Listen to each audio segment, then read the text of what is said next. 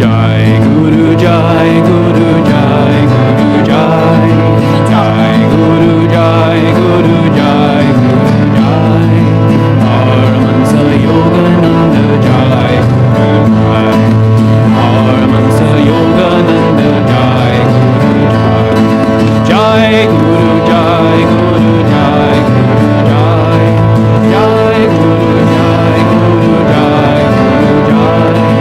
Paramhansa Yogananda, Jai Guru, Jai.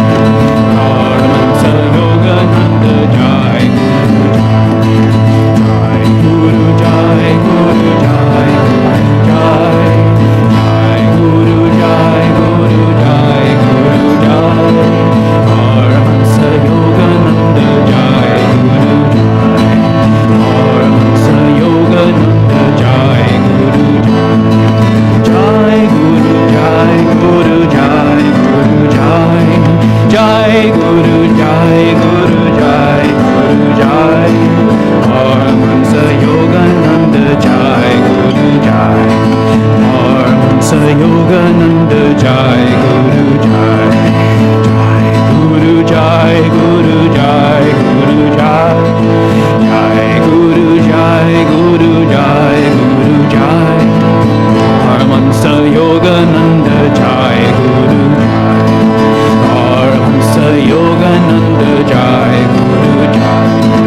Jai Guru, Jai Guru, Jai Guru, Jai. Jai Guru, Jai Guru, Jai Guru, Jai. Paramhansa Yogananda, Jai Guru, Jai. Paramhansa Yogananda, Jai Guru, Jai. Paramhansa Yogananda, Jai Guru, Jai. Good evening, everyone, and happy birthday. Happy Yogananda's birthday. Where I came from, it was a tradition that when it was anybody in the family's birthday, you wished a happy birthday to everyone. And so, happy birthday to everyone on Yogananda's 128th birthday. Tonight, we will be sharing some of the quotations out of this beautiful book by Nilanjana. It's actually by Yogananda, quotations of Yogananda that she put together. You'll be hearing a lot more about that. We'll have chanting. We'll have the farm choir join us from Camino Island remotely. So let us begin with a prayer. Addressing our hearts, our minds, to Paramhansa Yogananda, that great avatar of Dwapara. Let's pray together. Heavenly Father, Divine Mother, Friend, beloved God, Great Masters, Jesus Christ, Babaji Krishna, Lahiri Mahashai, Swami Sri Yukteswar, and our beloved Guru, Paramhansa Yoganandaji, and saints of East and West. Join us in this celebration. Of the descent of thy Son. Into human form. Like a divine engine. He is leading souls to God. Let us do our part. To serve that light of wisdom. That eternal heart of divine love. Opening a new age. Of new understanding. And of the practice of Kriya Yoga. Om. Peace. Amen. Let's chant to the Guru. Jai Guru.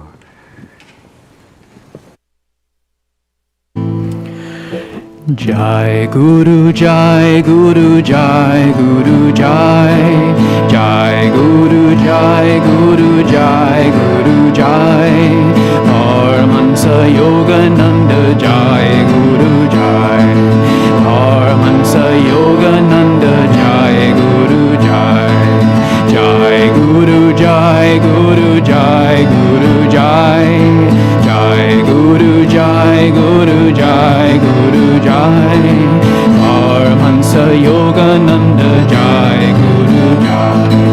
Paramhansa Yogananda Jai, Guru Jai. Jai Guru Jai, Guru Jai, Guru Jai. Jai Guru Jai, Guru Jai, Guru Jai. Paramhansa Yogananda Jai, Guru Jai. Paramhansa Yogananda Jai, Guru Jai. Jai Guru Jai, Guru Jai, Guru Jai. Jai Guru Jai, Guru Jai, Guru Jai. Paramhansa Yogananda Jai, Guru Jai. Paramhansa Yogananda Jai, Guru Jai. Jai Guru Jai, Guru Jai, Guru Jai. Jai Guru Jai, Guru Jai, Guru Jai. Paramhansa Yogananda Jai, Guru Jai. Paramhansa Yogananda Jai, Guru Jai. Jai Guru Jai, Guru Jai, Guru Jai. Guru Jai, Guru Jai, Guru Jai. Paramhansa Yogananda Jai, Guru Jai. Paramhansa Yogananda Jai, Guru Jai. Jai Guru Jai, Guru Jai, Guru Jai. Jai Guru Jai, Guru Jai, Guru Jai. Paramhansa Yogananda Jai, Guru Jai.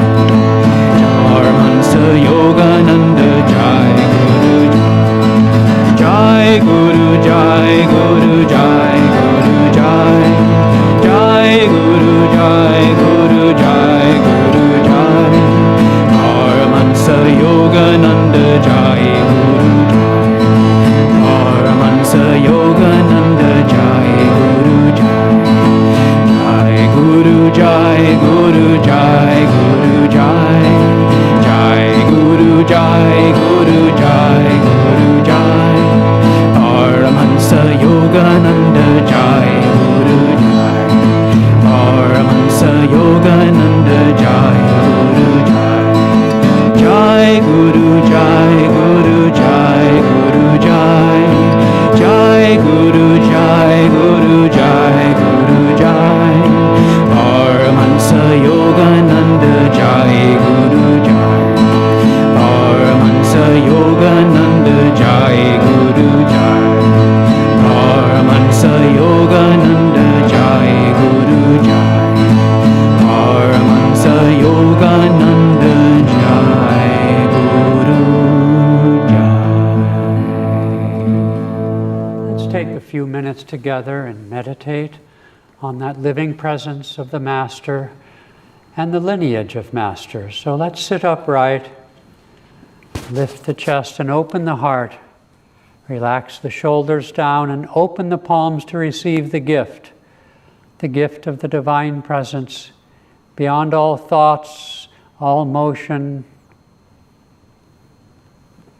there lies the heavenly realms of bliss, contentment and joy, the knowing that is our soul. Piercing through the veil of darkness at the point between the eyebrows, with the heart open to receive, visualize now the eyes of the Master, the eyes of Paramhansa Yogananda, those windows onto eternity, such as the gift of God through the great Masters of East and West. See in those eyes the invitation to transcend the littleness of the body and the ego, the vagaries of karma, and enter the realm of light from which we have come. So now in silence, let us mentally bow at the feet the blue lotus feet of the Guru in gratitude and in service.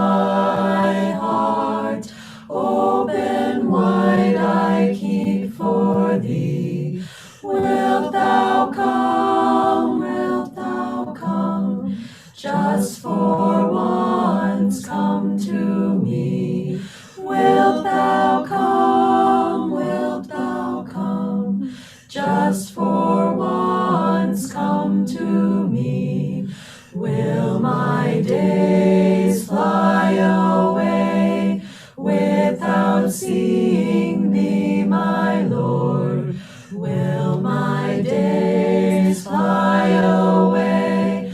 Without seeing thee, my Lord, night and day, I look for thee night and day, night and day, I look for thee night and day. Door of my heart, open wide I keep for thee. Door of my heart, open wide I keep for thee. Wilt thou come, just for once come to me. Wilt thou come, just for once come to me. Will my days fly away without seeing thee, my Lord? Will my days fly away without seeing thee, my Lord? Night and day, I look for thee night and day, night and day, I look for thee night and day, night and day, I look for thee night and day.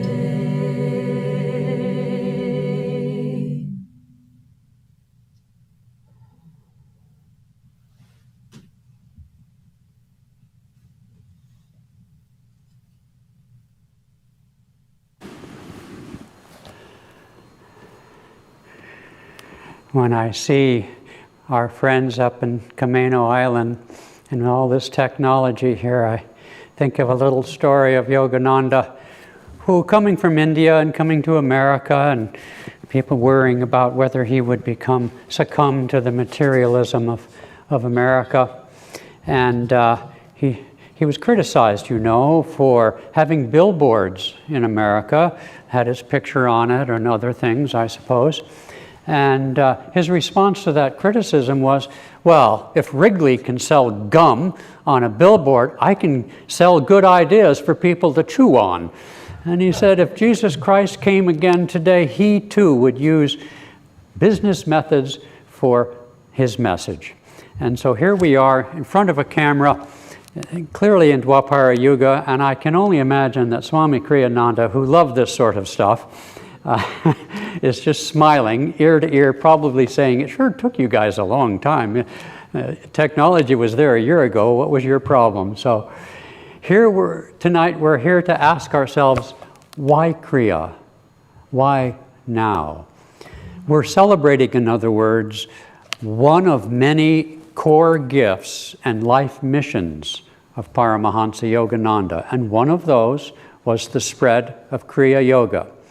Most of you probably watching, listening to this, know that the technique of Kriya Yoga was revived by Babaji, given to Lahiri in 1861 on Drongiri Mountain at the cave there that some of us here tonight have actually seen and been to and meditated in.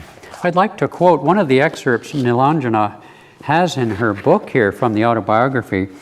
Is very apropos to this age and to why Kriya and why now. This is one of the last sentences of chapter 35 in the autobiography, the Christ-like life of Lahiri Mahashai. He wrote, through the use of the Kriya key, persons who cannot bring themselves to believe in the divinity of any man will behold at last the full divinity of their own selves. It's a curious fact that Dwapara Yuga and the message of yoga itself generally is an emphasis on self-effort. We see in the spread of freedom and the desire for freedom from social restraints and legal restraints and prejudices of all sorts. We see that affirmation of self-will, which was a big part of Yogananda's message. And yoga, which requires self-effort, no one's going to meditate for you. It's not like you can be baptized and be saved by a mere affirmation of belief.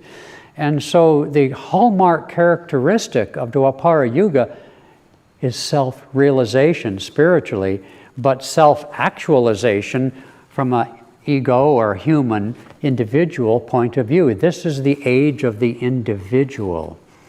It's interesting too that Yogananda, unlike other great saints and avatars down through the ages, when you read his book, there's barely any mention of himself. All the miracles that he talks about and so forth all have to do with other people. Now, in his life, there were many people present when certain things, miraculous things, happened around him. But for the most part, he played, as a human being, as a saint, a fairly low-key role, because in this age of Dwapara, we want to know how we can do it for ourselves. And so the practice of Kriya, the very name of Kriya is a generic term. It actually doesn't mean much of anything. If I were to translate it into our language in the way we would use such a word in the English language, it's equivalent to saying technique. It means to act, to do. And so Lahiri and Babaji, etc., did not attempt to brand Kriya as something exclusive. I enjoy the little story that Swami told. He really sort of spiritually fell in love with Anandamui Ma, and she reciprocated that divine love. And I think one time she asked him, well, what Kriya do you practice? Meaning it in the very generic sense of the word, which in India, even we know Navi Kriya, Talabhya Kriya, there's all sorts of Kriyas, it's endless. And it was Lahiri, like the mad Einstein scientist with his hair sticking out in every direction, who worked through decades to streamline the processes of Kriya, into not to dilute them, but to their essence. And so this generic aspect, Lahiri, initiated people of all faiths. He said, you can be a Muslim, you can be a Christian, you can be whatever, but your Kriya master is this lineage. And in the beginning, people who practiced Kriya in India did so secretly. Even their own families did not know that they were practicing Kriya at first. But it's Kriya, it's universal, it's technique, because it is universal. It's universal not only in the broad sense of the spread of Kriya practices by people of all faiths or no faiths at all, but also in the way that we are made. There are many pranayams. In our Raja Yoga course, we teach how many of them, I forget, 8 or 10 maybe, or something like that. And there are many more.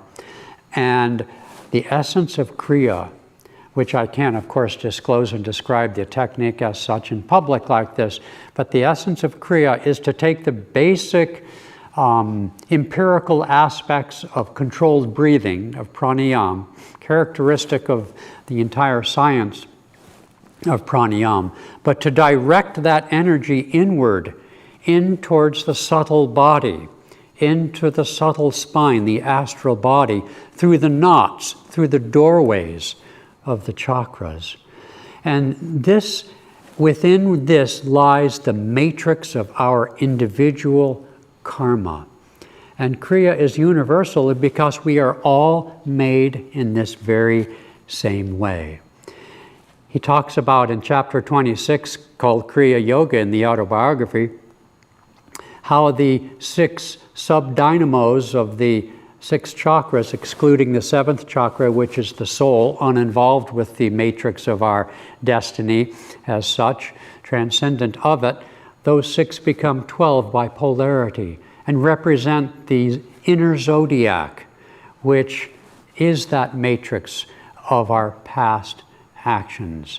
And so Kriya is for those who, as I read in the first sentence, who with faith, yes, that it will work, but without any preconditions as to expectations, belief, dogma, ritual, etc., can enter into the life flow of prana, which has its own innate intelligence.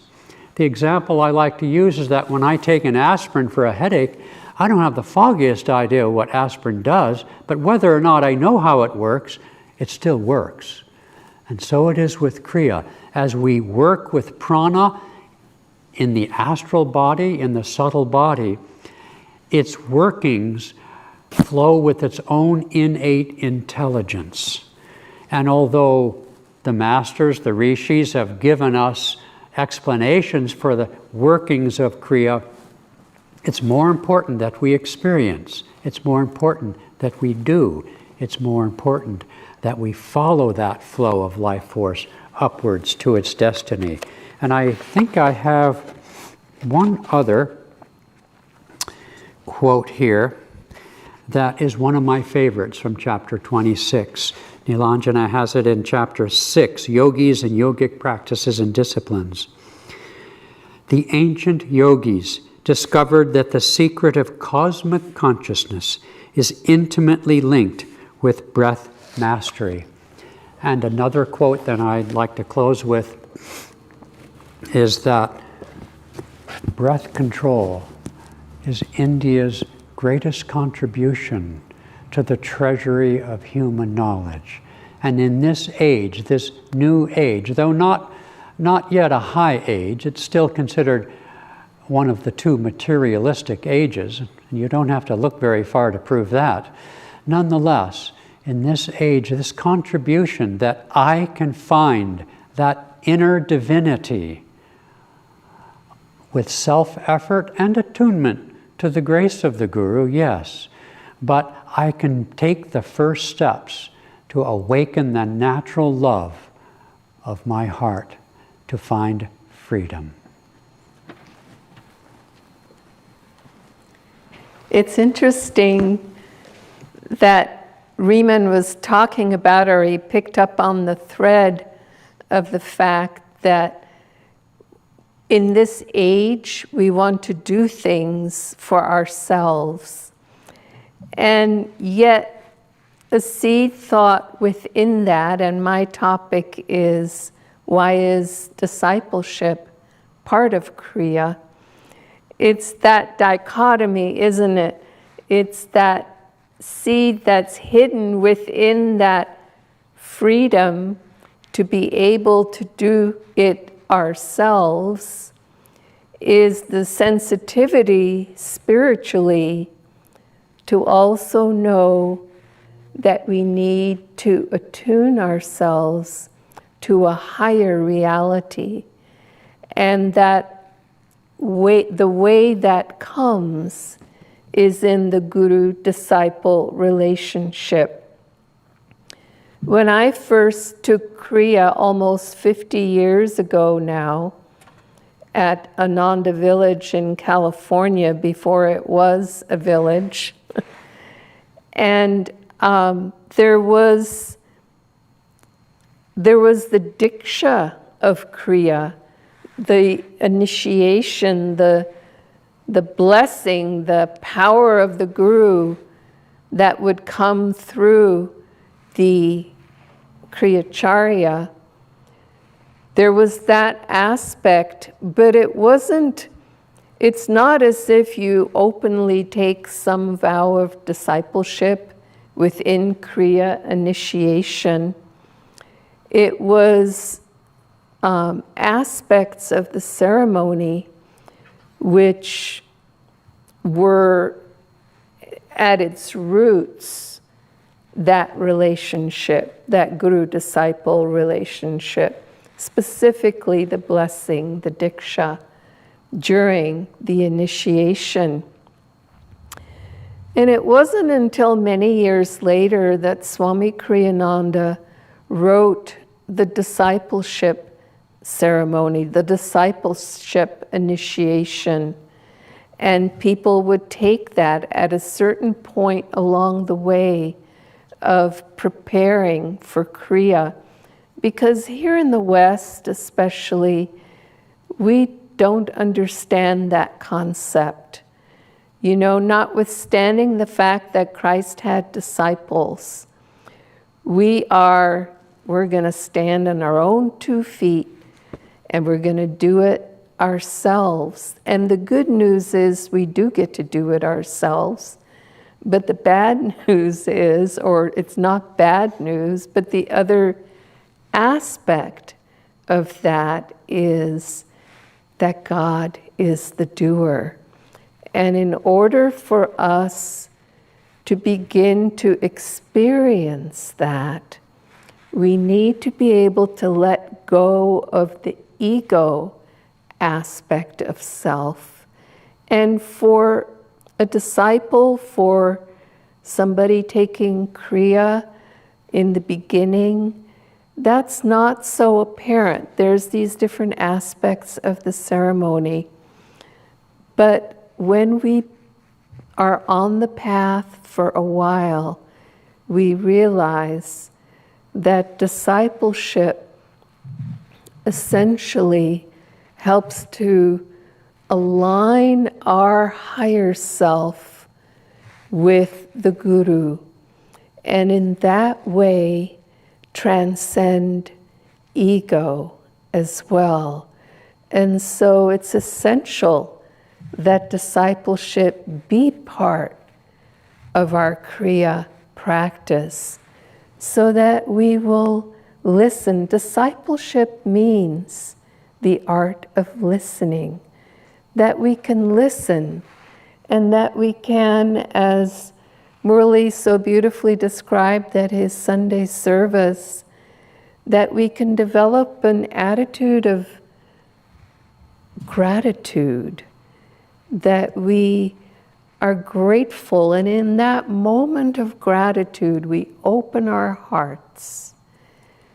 And when we open our hearts, we're able to receive.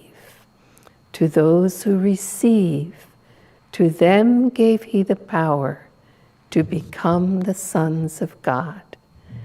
So this is the place of discipleship in our Kriya practice. And now it looks like Peony is going to sing for us Dark Eyes.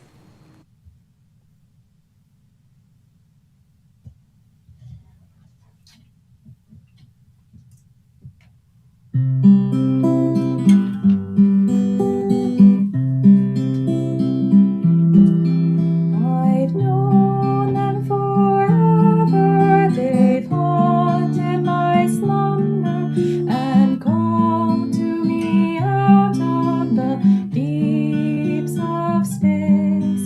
The love that they promise has helped me remember another time, a caring embrace. Dark eyes in the morning, dark eyes in the evening, dark eyes in the starlight at end of day. Dark eyes that speak silence, they whisper, come find me. You'll never know true love if you stay. Now I seek them in the winter time, oh, I seek them in the spring. Those two dark eyes draw my heart away to where sun and moon sing. I laugh now in the summertime when ripples on the river play. I laugh soaring with the meadowlarks, love has made my heart gay. I laugh soaring with the meadowlarks, love has made my heart gay. I've known them forever, they've haunted my slumber and called to me out of the deeps of space. The love that they promise has helped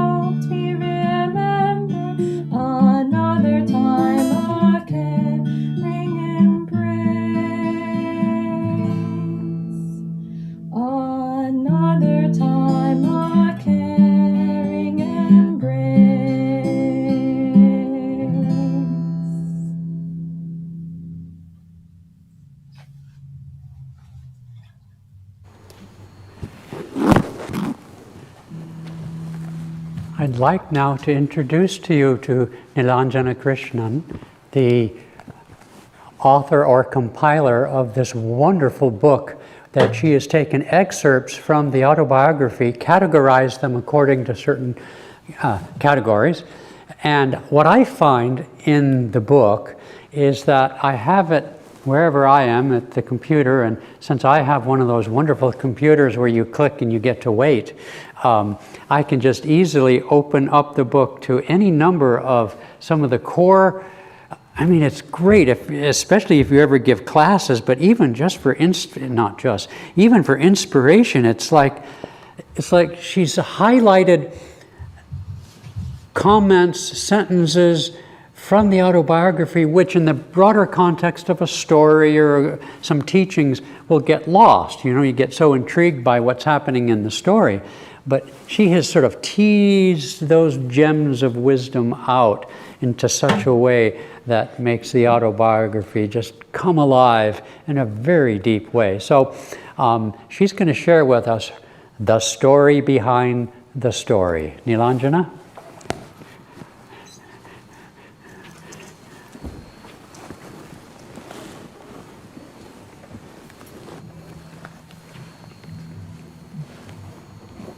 Namaste to you all.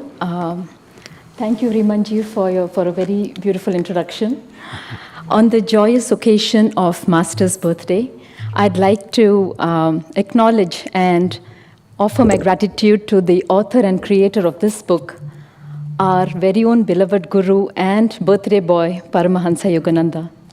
Master ever so charmingly and lovingly invited me to serve, to be his instrument, and I consider this a blessing and an honor. I can hardly believe that what started as an inspired idea has today taken form. I'd like to briefly share how this divine inspiration came about. Earlier in 2020, when I was reading the autobiography of a yogi, probably for the nth time, I, as if for the first time, suddenly became aware of all the wise teachings and key phrases scattered throughout the page that I was reading. And it's like how they show in films where the words just pop up and come towards you in a 3D sort of way. That's how it felt to me. And at that time, I also experienced a surge of inspiration and a deep urge to note down all the wise teachings in every chapter of the AY. So I went right back to the beginning and I started reading the book once again. And at the end of the exercise, I had 1,297 living wisdom and eternal truths written down in my journal. As they say, we are only shown as much as we need to know in any given moment of now. At the time of taking the notes, I had no idea what the future of this inspired exercise would be. I wasn't even sure if these would be printed, let alone taking the form of an e-book and a paperback. I meditated and I asked Babaji, Yogananda-ji, and Kriyananda-ji as to what they wanted me to do with all these extracts. And I felt Swami Kriyananda beckoning me to look in the direction of my bookshelf, to the two books, Essence of Self-Realization and Conversations with Yogananda. I had an idea of the layout, but I picked it up anyway and I opened the pages and I got my answer. The rest, as they say, is history. So through the creation of this book, I have experienced Master's invisible hands guiding me every step of the way. I'd like to share one small incident. When the manuscript was at a certain degree of completion, I counted the total number and it came to 1,296. So there was one item missing. And I did not know what would be the easiest way to find the missing extract. There must have been an easy way, but I didn't know how to use Microsoft Word that well, and I don't think Yogananda-ji was also familiar with Microsoft Word. So I just left that idea and surrendered to Master, intending that if this must feature in the book, then it will show up. And in a few short days, I for some reason, I had to cross-reference the current manuscript with the original writing, the notes. So I went to the notes and I was looking through it, and as if by magic, my eyes fell on that missing sentence. And it was as if there was a voiceless voice nudging me to pay keen attention to that one sentence. And I went back to the manuscript, checked to see if it was there, and it wasn't. So I quickly copied it back. So this is a very beautiful lesson and a reminder that when you surrender completely and in utter faith, holding nothing back, we open ourselves up to receiving guidance much more easily from the higher realms. Had I harbored any doubt, worry, or even attachment, I may not have been open to Master's guidance. So getting out of my own way was the way to flow with grace. And just one last thing is that I have often pondered why this book and why me and why now. For the why now, it seemed quite evident because 2020 was the year we, celebrated Master's centennial, his arrival in the US. And the inspiration and the publication all seemed to be perfectly timed with this event. And for the other question, why this and why me, I feel that Master has tested me to see if I would follow my intuition and take the guided action steps.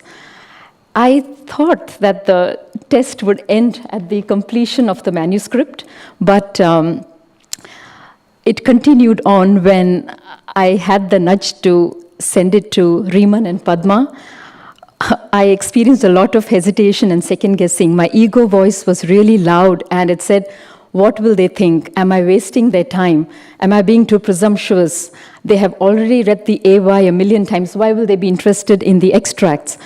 And on it went. But then somehow, in reasonably good time, I went ahead and sent the email anyway, and despite the mental chatter. But I think that was the best decision I had made that day, because their positive response with words of encouragement really made my day. So I'm really thankful to you for your continued support, and to Rimanji for your comments and timely feedback on the manuscript. Thank you. So in closing, I just wanted to say that I feel very blessed to be a part of this unique ray of light that percolates through our line of masters and through our beloved ministers, light bearers, singers, our farmers, our videographers, all of us, everybody in the Sangha, binding us in this spirit of oneness in God, our Creator. Thank you. Namaste. Happy birthday, Yogananda ji. Thank you, Nilanjana. Morley, a little bit about Kriya Yoga, eh?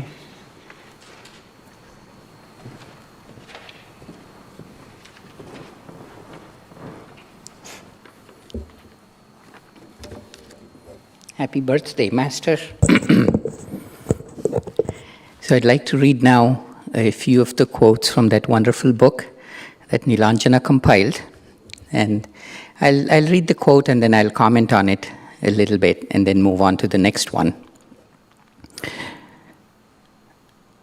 The first one, quote, "After the mind has been cleared by Kriya Yoga of sensory obstacles, meditation furnishes a twofold proof of God," unquote. So the ancient technique of Kriya Yoga that a master brought, it's not based on dogma. It's do it because I said so and whatever happens, happens. It's not that at all. Rather, it invites you to convince yourself of its efficacy. Convince yourself in what way? Not by studying, not by reasoning or debating, because the ancient scriptures say, Ishvara asiddhaha. God cannot be proven, cannot be reasoned. But through Kriya meditation, Yogananda says that the yogi gets two distinct proofs of God's existence. The first one is a great joy within and elsewhere.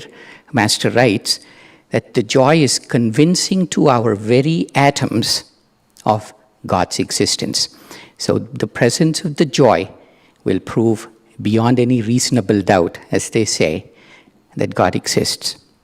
The second one is His instant guidance to any pressing problem that we bring to meditation or for which answer is necessary. You see, yoga is not a study, but rather it's experience, it's anubhava, as they say. And practice, Kriya practice, is the gateway to that experience. So it goes without saying, but it bears saying anyway. Meditation, sadhana, lies at the heart of what Master brought to the West. And at the heart of meditation lies a very simple and profound truth. I told you about the outcome of meditation, proof of God and experience of God, the technology of meditation. Why does it work? And now I'll be repeating a quote that Sriman shared a few minutes ago. Quote, "The life force, which is ordinarily absorbed in maintaining the heart pump, must be freed for higher activities by a method of calming and stilling the ceaseless demands of the breath." Unquote. This is the technology. The practice of yoga does not create anything new, but reveals the divine presence that has been covered up, which is already there, has always been there. And what's the process of that revelation? Stillness is the altar of spirit, Master wrote elsewhere. If we are somehow this moment able to still the mind completely, then what remains is God. That's kind of the theory behind it. But then we all know that stilling the mind is absolutely impossible, absent external influence, absent other things, kriya that we do, actions that we do. And what that is, the mind is connected to the breath. And so as we gain mastery over the breath calms down, the heart slows down, and the mind turns inward and perceives God. So that's the technology. We saw the outcome and we saw how it works. On to reading number 3. Then is it mere technique? Is that all it is? Is it engineering? The next quote clarifies this in no uncertain terms. Okay, you ready? Quote, "He who vows to sacrifice all in the quest of the divine is fit to unravel the final mysteries of life through the science of meditation." Unquote. Kriya Yoga is a technique, certainly, but it's more than that. Doing the technique correctly is very important. But just as important is to practice it with sincerity, with an attitude of devotion, of self-offering through diksha. As Padma said, it's the diksha that establishes the connection towards these higher attitudes, giving us the unwavering focus to not get lost in the technique. But does it mean that we have to sacrifice all before we start the first minute of Kriya meditation? Now the answer has to be no, otherwise I certainly wouldn't be here practicing Kriya. But what is needed is the sincere desire to go within. We bring what we bring with great sincerity. What we are able to bring depends on our karma, depends on how we arrived here. But the beauty of Kriya, and this is what I'm going to end with, this is often missed. The beauty is continued practice of Kriya with doing the best of what we are able to offer. Some offer a lot, some offer less. But doing that will itself strengthen our ability to do it better. So pretty soon, we start from novitiates to becoming extremely professional Kriyabans because a magical transformation happens. Doing Kriya increases our longing for God. It takes sadhana, practice, converts it into highest of all virtues, shraddha, longing for that which is the only thing worth longing for. And then eventually, one day, we can make the vow to sacrifice all according to this quote. So it's that fine, not so much balance, but harmony between technique and and sincerity that we bring, all driven by the pole star, by the engine of Guru's grace. And so this is why when Lahiri got his Diksha from Babaji,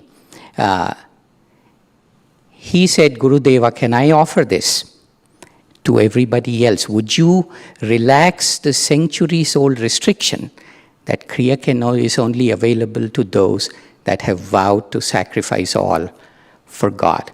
And Babaji says, well, God has spoken through you, but be sure to remind them of the extraordinary efficacy of Kriya. Quote for them this passage from the Bhagavad Gita, and then he says, Swalpamatyasya dharmasya trayate mahato bhayat. Even a little bit of practice of this inward religion will free you from dire fears and colossal sufferings.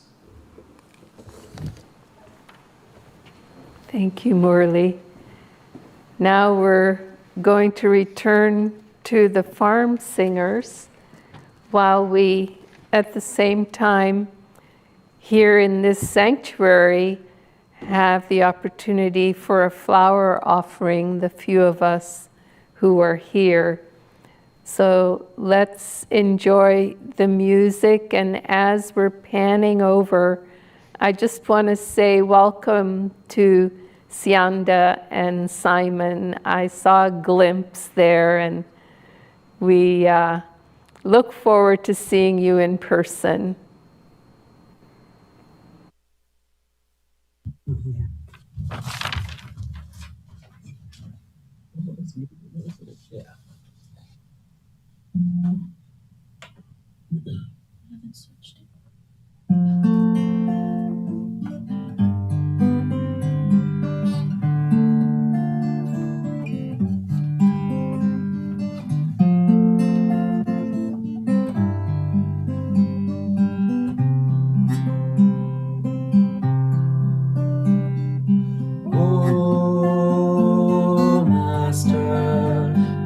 Joy fill our days. O Master, may thy wisdom guide our ways. The time has come for us to see that there's but one reality upon the earth and high above. The truth that all was made from love. All of that calls to us to fly above the hills, above the sky, above the storms, above the pain, a land where peace and laughter reign. O Master, may thy joy fill our days. O Master, may thy wisdom guide our ways. Guide all our hopes and all our dreams, past every glow that only seems, into the light, the inner sun, into the truth that we're all one. Help us to find in every hour, in every thought, in every flower, a joy that spans eternity, the truth that makes us ever free. O Master, may thy joy fill our days. O Master, may thy wisdom guide our ways. The time has come for us to see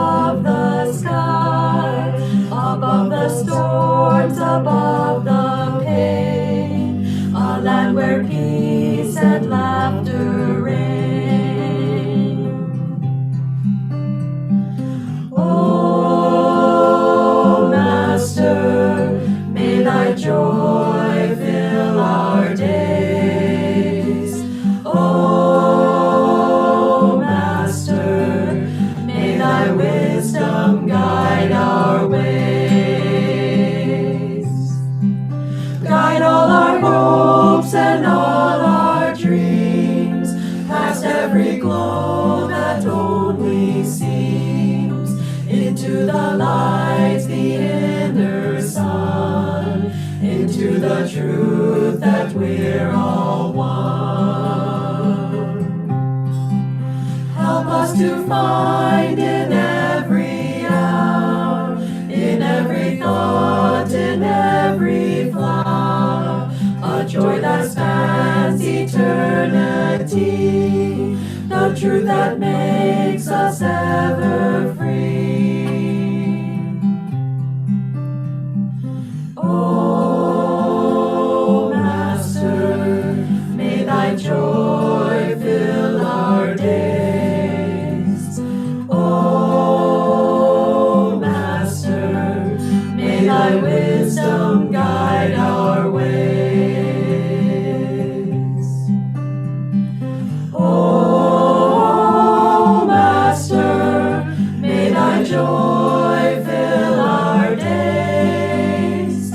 Oh, Master, may thy wisdom guide our ways.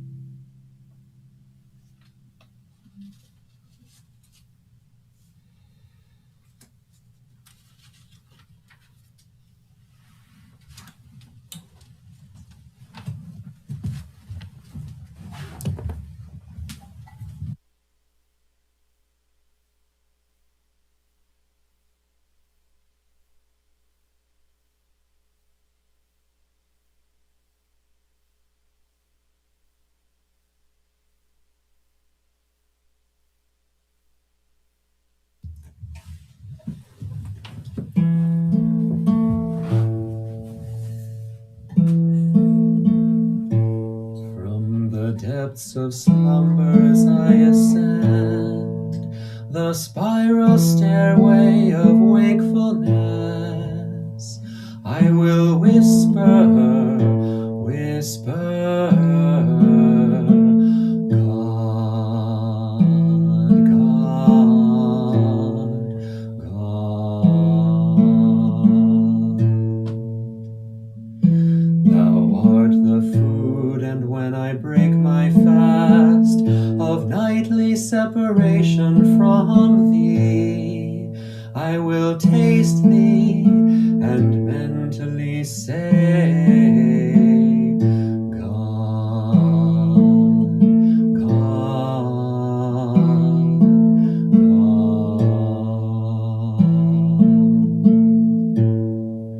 No matter where I go, the spotlight of my mind will ever keep turning on thee. And in the battle din of activity, my silent war cry will be, God, God, God.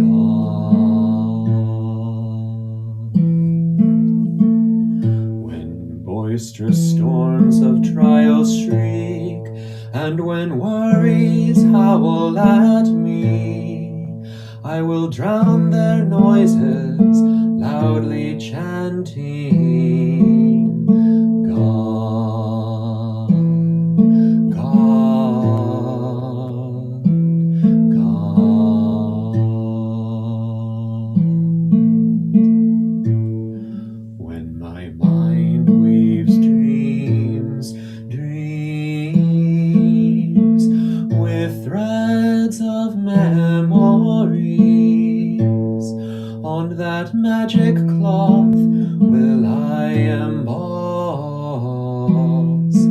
God, God, God.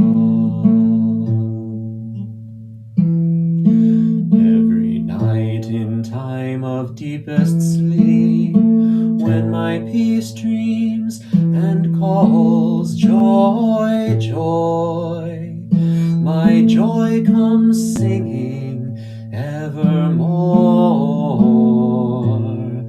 God, God, God.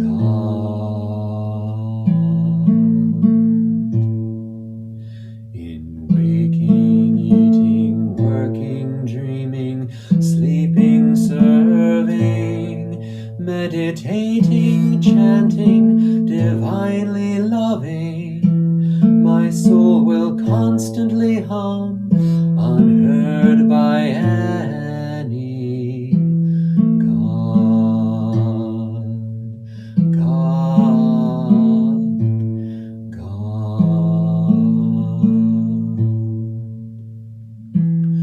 God,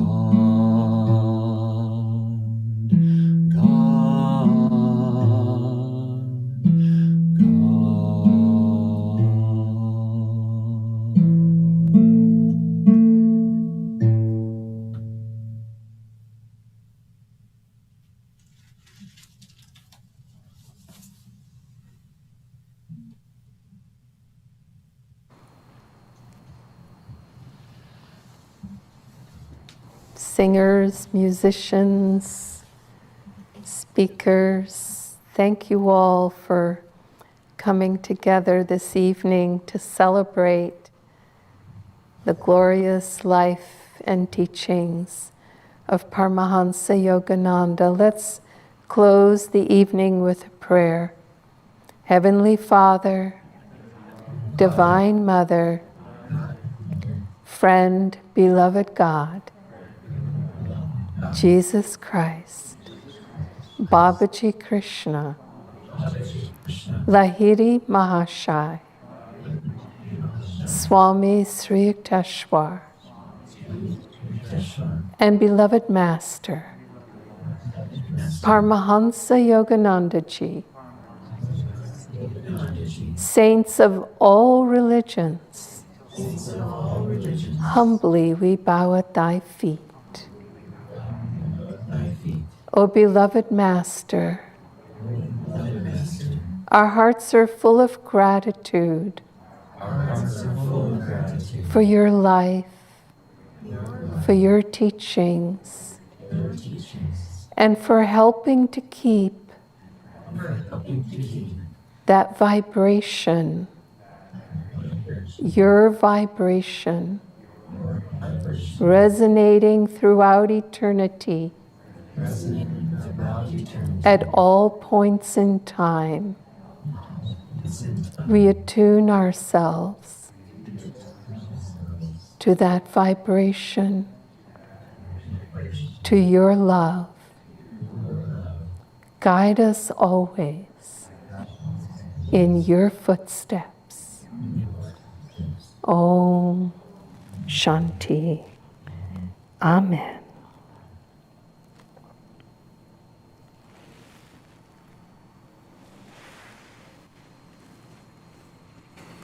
Thank you for bilocating with us tonight between Ananda on Camino Island and this beautiful Blue Lotus Temple here in Bothell. Joy to you.